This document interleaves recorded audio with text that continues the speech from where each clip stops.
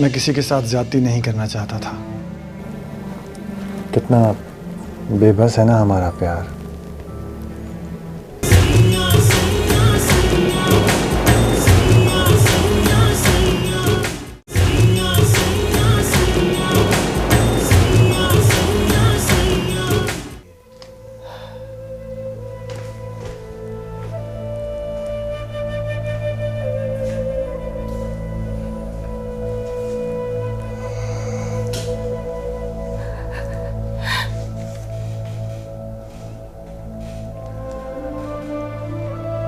अब क्या होगा बीबी?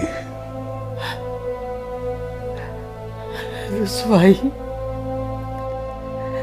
कल तक हम उसकी शादी के गीत गा रहे थे उसकी दुल्हन के घर में, और वो कहीं और दूल्हा बन गया। इस बात को आप कब तक छुपा सकती हैं? अब क्या छुपाना साईं,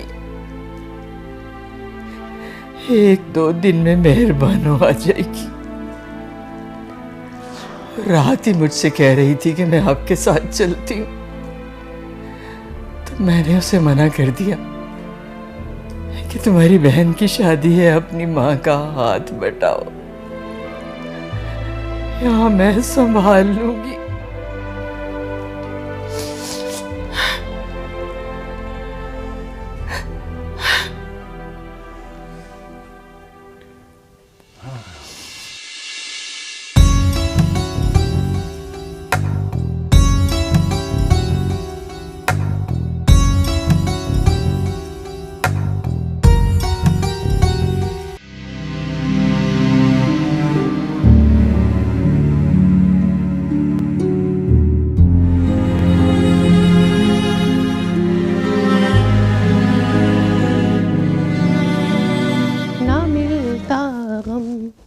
तो बर्बादी के अफसाने कहाँ जाते, अगर दुनिया चमन होती तो वीराने कहाँ जाते, ना मिलता गम।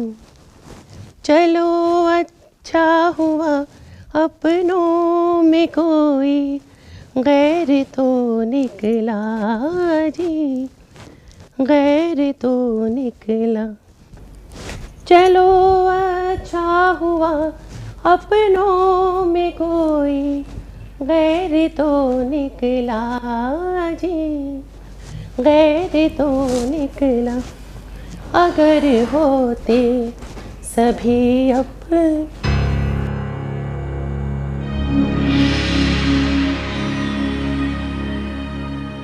बेबी मुर्शद, आप बाहर बैठी हैं? ऐसे ही बस नींद नहीं आ रही थी। बड़े सरकार अभी तक खफा हैं? मुझे तो लगता है जैसे उनका मुझसे बात करने का दिल ही नहीं चाहता, जैसे वो जमाने से चुप रहने का कोई बहाना ढूंढ रहे थे, या जैसे किसी गलती की ताक में बैठे थे कि हो तो उसकी आड़ में मुझसे दामन बचा सके। ना बीबी, बड़े सरकार तो फरिश्ता हैं। ये तो वो जो लड़की है ना नूर अफरोज, वो बड़ी मकरील है। उसने बड़े सरकार पर पैंतरी डाली तो उनका दिल नरम पड़ गया, और उसे गुड्डी बीबी के कमरे में सुलाने की कोई जरूरत नहीं है। वो गुड्डी बीबी के साथ सोती है ना तो सरकार को अपनी बेटी जैसी लगती है। साईं तो कहते हैं कि उसका मुरीद खाने में रहना मुनासिब नहीं है क्योंकि वहाँ मर्दों का आना जाना होता है। तो वो कौन सा पीरों की बेटी है, 2 पैसे की मुरीदनी की बेटी है। ऐसी लड़कियां 100 पर्दों में थोड़ा चलती हैं। बड़े सरकार को कभी घर के मामलों में बोलते देखा है? ये सब उस लड़की के गुड्डी बीबी के साथ रहने की वजह से हो रहा है। लेकिन इस तरह तो लगेगा ना कि मैं उसके पीछे ही पड़ गई हूँ। अभी रहने दे, कुछ दिन ठहर के खामोशी से उसे मुरीद खाने भेज दीजिए। बड़े साहब को पता थोड़ी लगेगी ये बात। और ये कौन सा हमेशा के लिए आई हैं, इस तरह हम जाने की तैयारी भी कर लेंगी। वैसे माँ तो उसकी सीधी लगती है। बड़ी सीधी। अम्मा काली, आपा बता रही थी कि कोई 20 साल पहले मेरे हिस्से की कोई अंगूठी थी जो इसने चुरा ली थी और तूने पकड़ ली थी। कौन सी अंगूठी थी वो पता नहीं, बड़ी सी गोल वाली थी। मैंने उसके बाद फिर उसे देखा नहीं बीबी। हो सकता है ताई अम्मा ने तुड़वा दी होगी, लेकिन ये भी कैसे हो सकता है कि ताई अम्मा ने मेरे लिए, मेरी मुंह दिखाई के लिए एक चीज रखी हो और फिर उसे तोड़वा दिया हो। वो आप सरकार से पूछिएगा। अम्मा काली, मेरे बहुत से सवालों के जवाब में मुझे सिर्फ खामोशी मिलती है, और आजकल ये खामोशी बहुत तवील हो गई है।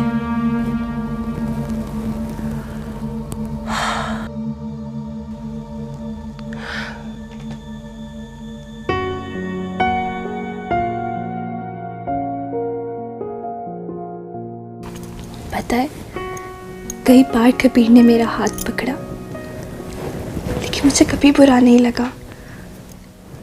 कभी उसके छूने के बाद मेरी कलाई पे अंगारे नहीं चले। मुझे तो आज पता चला कि छूने की भी जुबानें होती हैं। कोई लफ्ज़ बहुत गंदा होता है, बिल्कुल जैसे गाली। अच्छा सुनो, कबीर तुम्हें छूता भी था? मेरे मामू का बेटा है, मुझसे प्यार करता है। कभी गुस्से में या जज्बाती होकर हाथ पकड़ लेता था, मगर मुझे उससे कभी घिन नहीं आई। बल्कि आज तो वो मुझे बहुत याद आया। पता है, अगर आज वो यहाँ होता ना, तो इस पेड़ सालिया की हड्डियों का सुरमा बना डालता। अच्छा सुनो, कभी उसने तुम्हारा हाथ पकड़ के तुम्हें कहा आई लव यू? गुडी बीबी, कितनी बार कहा है आपसे कि चीफ चीफ बातें मत सुना करें। चलिए उठिए, अपने बिस्तर पर चढ़कर सो जाइए। चलिए उठिए।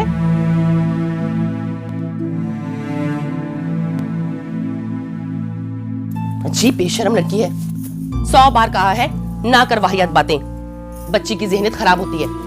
मगर नहीं, इसको तो पता ही नहीं चलता कि कहाँ रह रही है। इंसान जहां रहता है ना, वहां के अदब अदाब भी अपनाता है।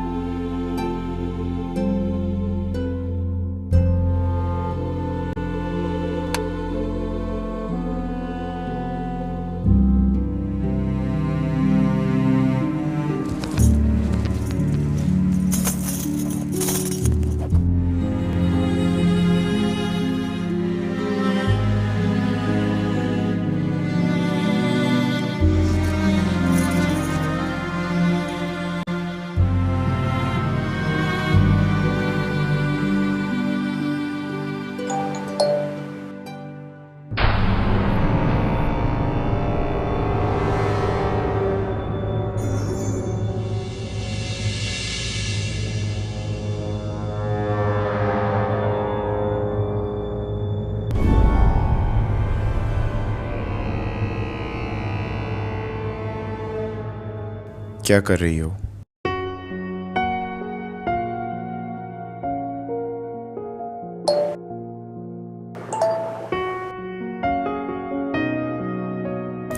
आज तुम बहुत याद आ रहे हो।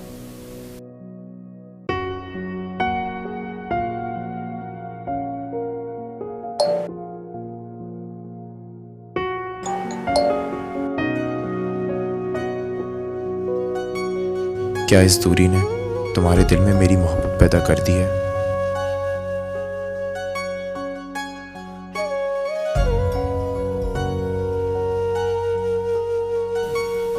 मोहब्बत का तो नहीं पता, मगर कदर जरूर पैदा करती है।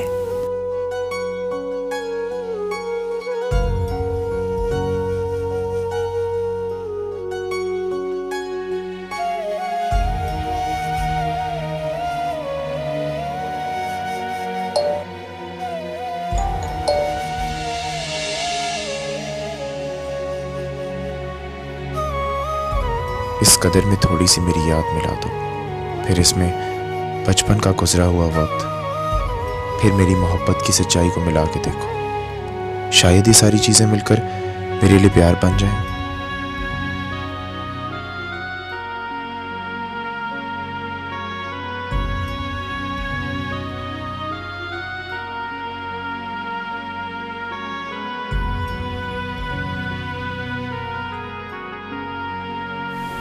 प्यार ऐसी मिलावटों से बनता तो फिर चाहिए क्या था।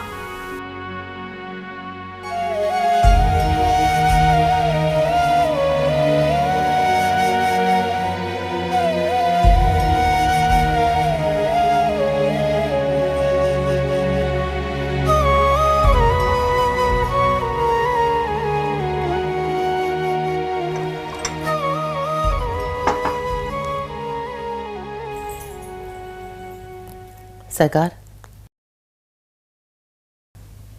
बीबी मुर्शिद, मुझे आपसे कुछ बात करनी है। तुम भी रुको मलका।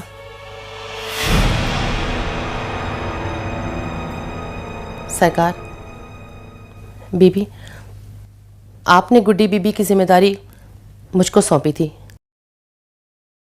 मेरा फर्ज बनता है कि मैं आपको उनकी शख्सियत में होने वाले बदलाव के बारे में गोशगुजार करूं। इसकी लड़की अपने आशिक से मुआशरा करने से बाज नहीं आती। हमारी गुड्डी बीबी जवान हो रही है, उनकी ज़हनियत खराब होती है।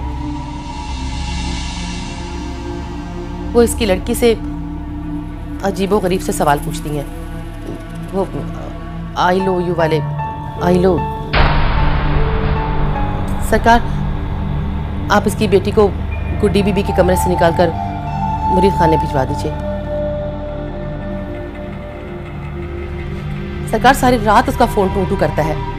वो यहाँ से कुछ लिख लिख कर भेजती है और वहां से जवाब आ रहे होते हैं। तुम कैसे कह सकती हो कि दूसरी तरफ कोई मर्द था? हो सकता है कि दूसरी तरफ उसकी कोई सहेली वगैरह हो।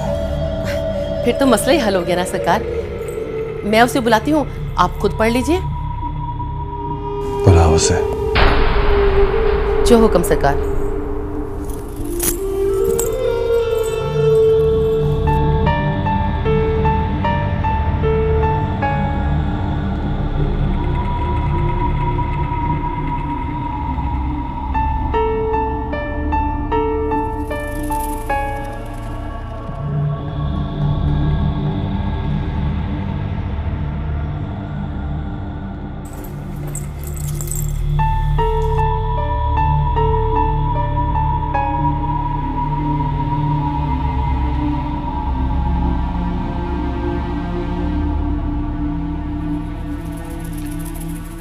अपना मोबाइल दो मुझे।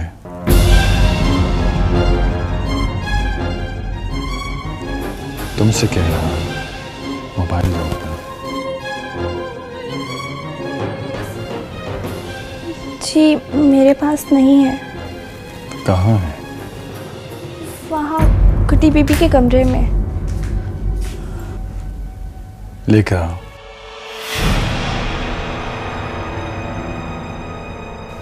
ठहरो, तुम यहीं रुको। अम्मा काली, तुम लेकर आओ इसका फोन। जो हुक्म सरकार।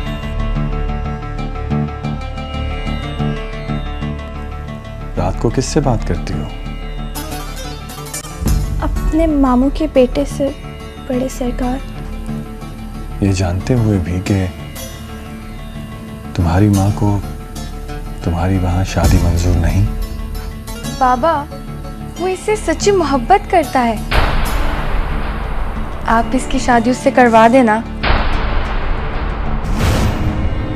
गुड्डी, ये क्या तरीका है? बाप के सामने इतनी वाहियात गुफ्तगू करोगी? मैंने ऐसा क्या कह दिया है? वो इससे सच्ची मोहब्बत करता है और हर रोज इसे फोन भी करता है। बाबा, अगर आप साथ देना तो इसकी शादी उधर हो सकती है। चुप करो, बेशर्म लड़की। ठीक कहती है अम्मा काली, ये लड़की तो तुम्हारा हशर नशर कर देगी। जाओ अपने कमरे में। एक तो पता नहीं आप लोग कौन से दौर में रहते हैं। लड़के लड़की का एक दूसरे से मोहब्बत करना कोई बुराई नहीं है। और जब लड़का लड़की एक घर में पल भर सकते हैं तो मोहब्बत होने के ज्यादा चांसेस होते हैं। अच्छा, तो तुम्हें लगता है कि लड़का लड़की का खुलेआम मोहब्बत करना ठीक है? मुझे अंदाजा नहीं था साईं कि आपकी दी हुई छूट और इस लड़की की मिली हुई सोबत गुड्डी का ये हशर करेगी। जाहिरी बात है, जो बात इसे इसके लिए ठीक लग रही है वो कल को अपने लिए भी ठीक लगेगी। तुम जाओ अपने कमरे में।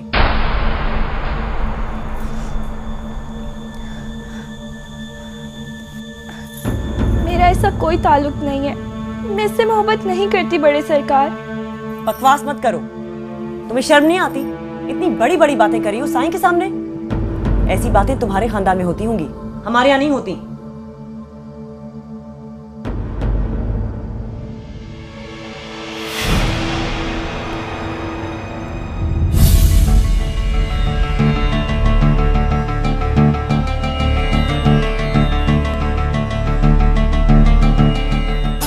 आज तुम बहुत याद आ रहे हो। तुमसे कहा है ना अपने कमरे में जाओ।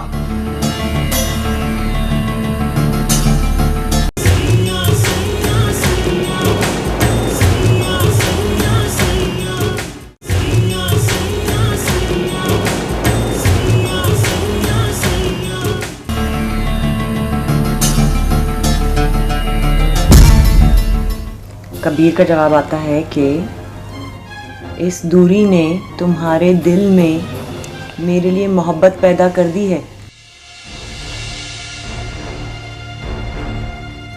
नूर अफरोज का है कि मोहब्बत का तो पता नहीं, लेकिन कदर जरूर पैदा करती है। कबीर का जवाब आता है, इस कदर में थोड़ी सी मेरी याद मिला दो, फिर बचपन का गुजरा हुआ वक्त और मेरी मोहब्बत की सच्चाई मिला के देखो। इन सब चीज़ों को मिलाकर शायद मेरे लिए प्यार बन जाए। अब नूर अफरोज जवाब देती हैं, प्यार अगर ऐसी मिलावटों से बनता तो क्या चाहिए था? ऐसा करो लड़की, तुम अपनी माँ के साथ वापस मुरीद खाने में शिफ्ट हो जाओ, क्योंकि तुम इस लायक ही नहीं हो कि हमारी बेटी के साथ रह सको। मोबाइल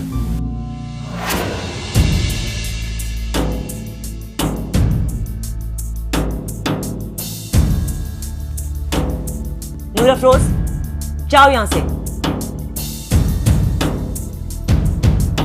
मलका, नूर अफरोज को ले जाओ मुरीद खाने में और उसको वहीं रहना चाहिए। गुड्डी पीबी के पास ये बिल्कुल भी मत आए। ये जो मोबाइल का मामला है ये तुम लोगों का जाती मामला।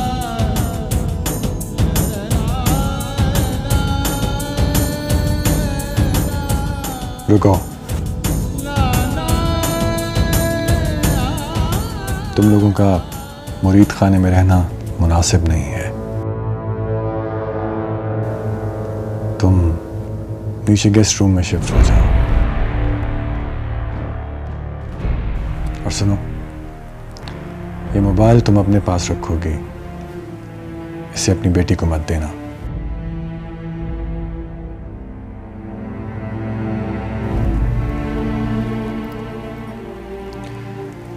और आइंदा इतने बेबाक लहजे में गुफ्तगू से परहेज होनी चाहिए। गेस्ट रूम खानदानी मेहमानों के लिए है, तो घर का कोई और कमरा इनको दे दो। इतना बड़ा लक्की महल है, एक कमरा इनको दे दो। ये मुरीद खाने में ठीक रहेंगी। काली, इनको गेस्ट रूम में ले जाओ। जो हुक्म सरकार। चलो भी चलो, बल्कि तुम तो चलो, चलो भाई।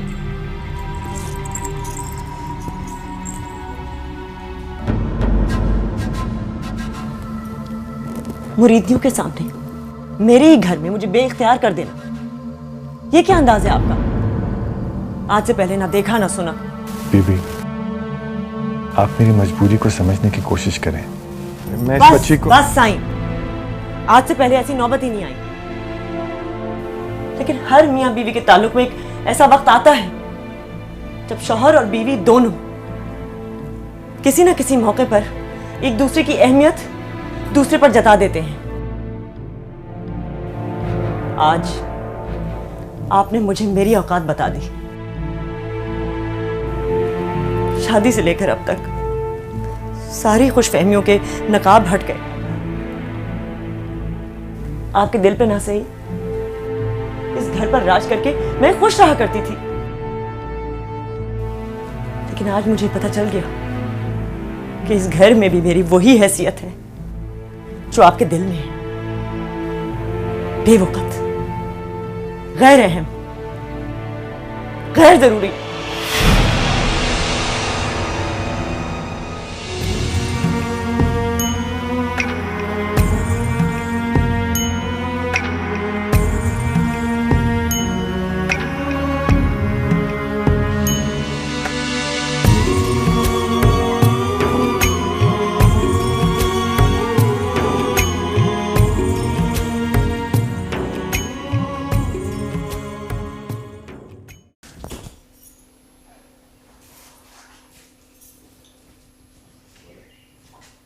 चलो भाई जल्दी करो, और कितनी देर है तुम लोगों को? सुबह ही सुबह घर में फसाद डलवा दिया। मैं तो कहती हूं अपने घर को निकल जाओ। ये लड़की बहू बेटियों में रखने वाली नहीं है। फसाद हमने नहीं तुमने डलवाया है। लो, मैंने तुम्हारे कच्चे चिट्ठे सरकार को बता दिए तो फसाद डलवा दिया। कौन से कच्चे छट्टे? मेरा कजन है, मैं उसे इसी तरह से बात करती हूँ। मुझे बोलने नहीं दिया, वरना सबको बताती कि हम तो है ही बेतकल्लुफ। नहीं मलका, बेटी को कैसे माहौल में पाला है तूने, तभी तो इतनी बेहिजाब हुई है। ए, अपने काम से काम रख। चुप कर जा नूरा अफरोज। क्या मुसीबत है, क्यों पड़े हैं हम यहाँ पे? अम्मा, मैं कहती हूँ मुझे इस जहन्नुम से निकाल। चुप कर जा। मैं चुप नहीं करने वाली, मुझे अपने घर जाना है। तू बोल कबीरे से। मत ले नाम उसका। लो, उन्होंने क्या एतराज किया अम्मा? आज तुझे भी अपना भाई गैर लगने लगा?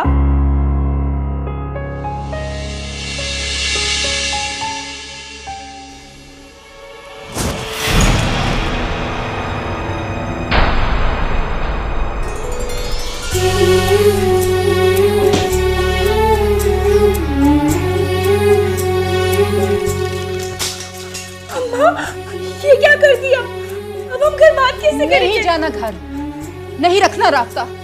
ये तेरा आखिरी आसरा भी मैंने आज खत्म कर दिया है। खामोशी से सामान उठा और मेरे पीछे आ।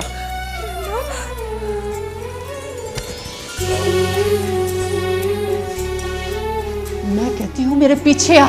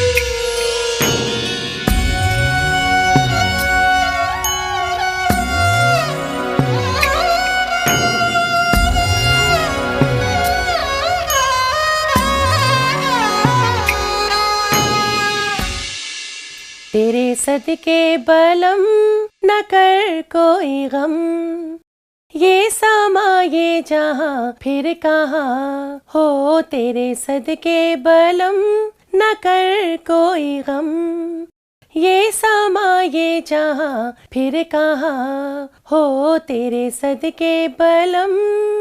जाओ माँ काली, मैं नहीं बात करती हूँ तुमसे। पूरे घर में एक ही तो सहेली थी मेरी, निकलवा दिया ना उसे भी कमरे से बाहर।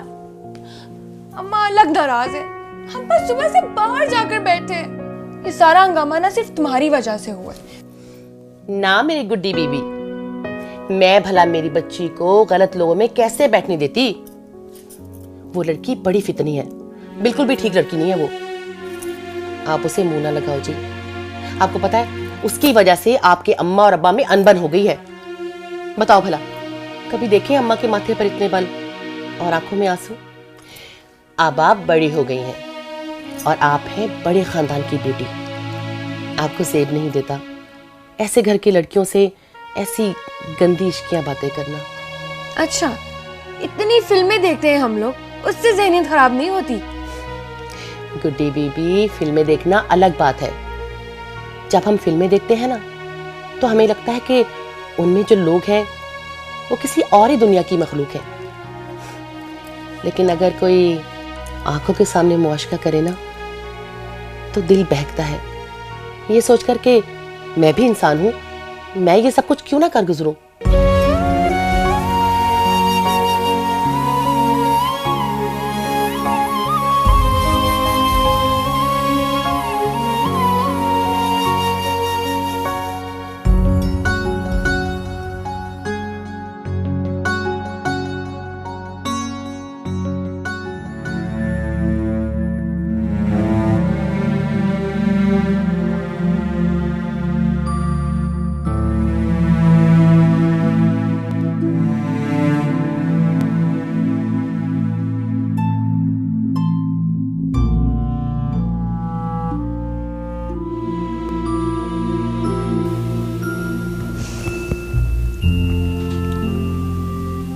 मुझे एक ज़रूरी काम से कराची जाना पड़ गया है।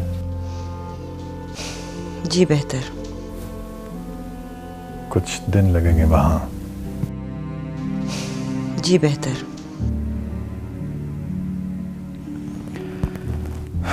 आप शायद मुझसे बात नहीं करना चाह रही, मगर मैं आपको मुतमईन करना चाहता हूं।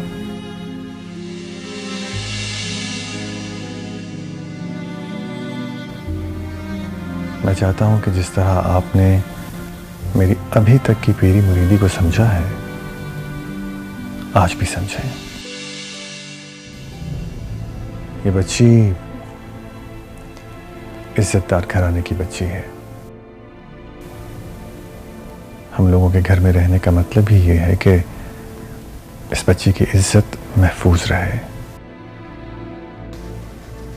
वहां मुरीद खाने में तरह तरह के मर्द आते रहते हैं। वहां उन लोगों का रहना ठीक नहीं है।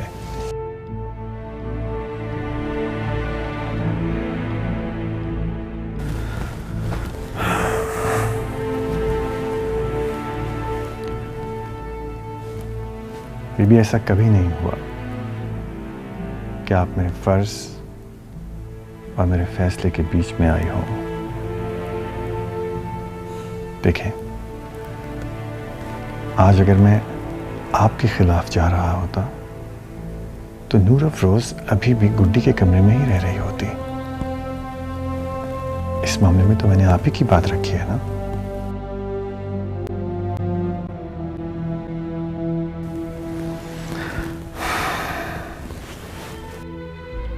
बीबी, ये घर आपका है, आप इसकी मालकिन हैं और यहां राज भी आपका ही है। बीबी, मुझे चाय।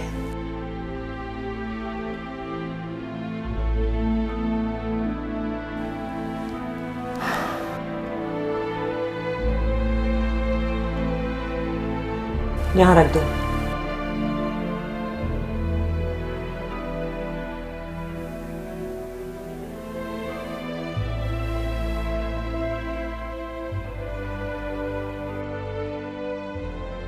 मेरी पैकिंग कर दें प्लीज। मुझे सुबह सवेरे कराची निकलना होगा।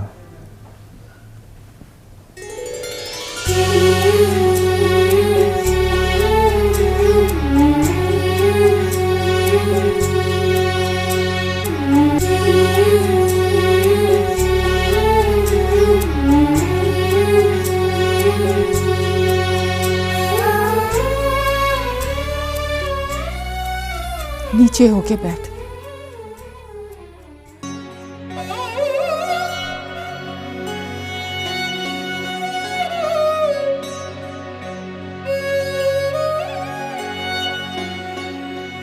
तुझसे कह रही हूं, अपनी औकात याद रख। गेस्ट रूम में हम मेहमान बन के नहीं रह रहे, सर छुपा के पनाह में पड़े हुए हैं। ये तो एहसान है बड़े सरकार का कि उन्होंने हमें यहाँ रहने की इजाजत दे दी। क्या ताल्लुक है तेरा इस घर से?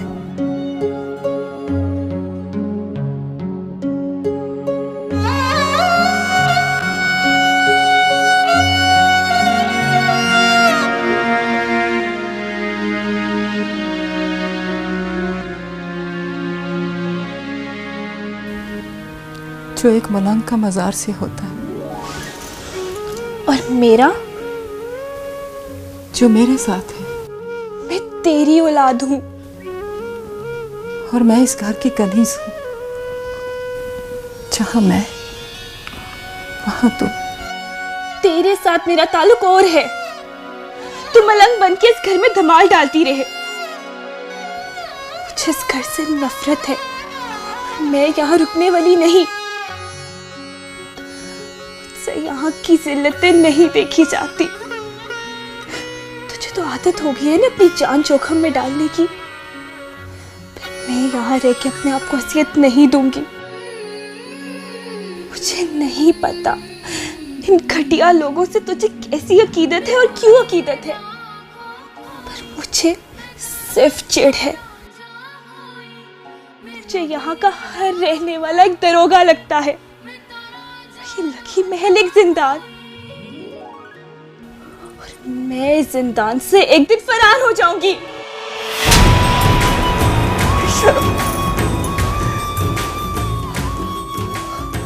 बाकी तेरी तरबियत में बड़ी कमी रह गई।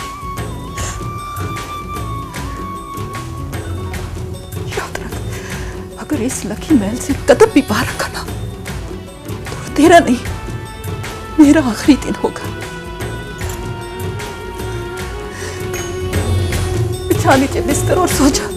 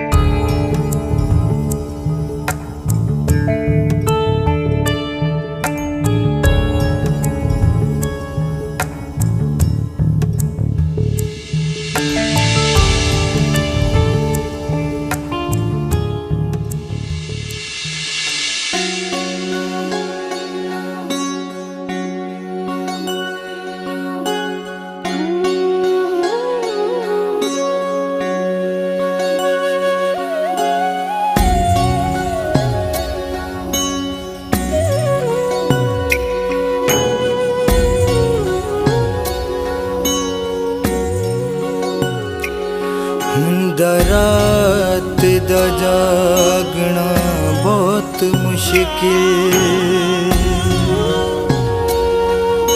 या कोई जागदा पहरेदार राती, या कोई जागदा इश्क दी तार वाला, या कोई जागदा दुखिया बीमार राती।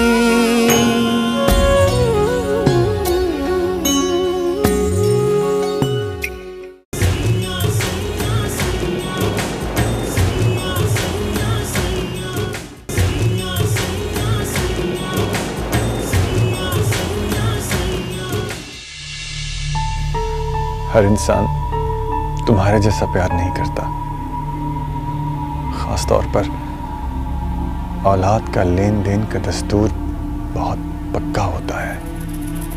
मुझे ऐसे लिफाफे से डर लगता है अब्बा। मैं आपसे सिर्फ यही गुजारिश करता हूँ कि मुझे बता दें मेरा बेटा कहाँ है।